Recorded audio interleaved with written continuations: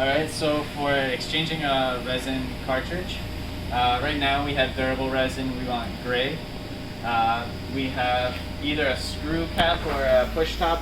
We can just push it shut, pop out the cartridge, it has a handle on the back.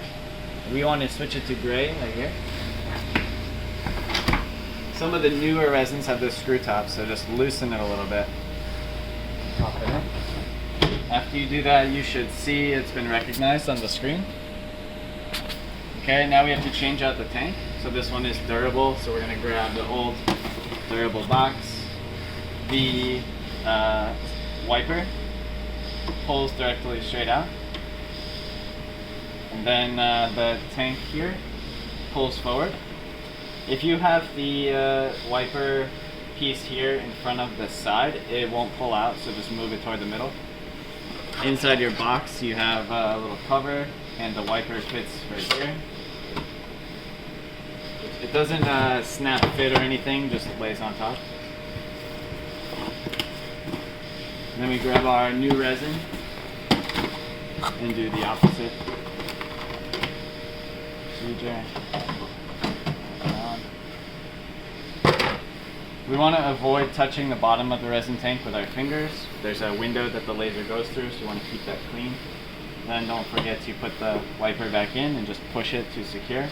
After you haven't used the resin for a while, you want to mix it up a little bit. There's some photo initiator inside. So you can just move the wiper and move the tank over here, move the wiper back, move the tank back again.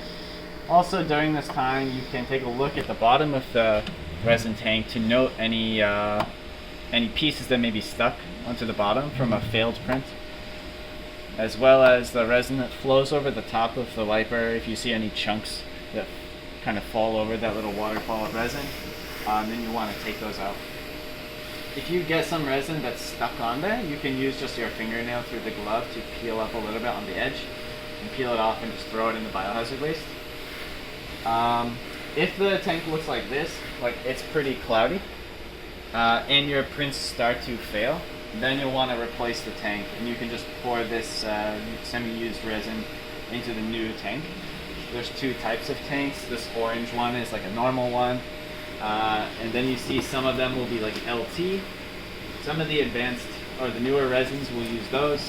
The tank lasts a little bit longer, but it's also a little bit more expensive. I haven't found really too much difference in them. So there are fill lines on here. You can see this little red line or black line here. You don't want to ever pour resin into this. There's an auto refill that comes from the cartridge, and if you overfill that, it could overflow and cause a big mess. If you have any issues with the tank being detected, one trick is to push it all the way to the left side. You saw it popped up. If that doesn't work, then what I would do is pull the tank out and use isopropyl alcohol on a Kim wipe and just push it over the spring fingers like this. These detect the cartridge sensor, which is up on the bottom. So also you can put a little IPA on those metal contacts right there. But in general, you don't want to put IPA on the acrylic case because it can crack the acrylic. So just onto the metal contacts and on the spring fingers, and it should be okay. And that's how you change the resin.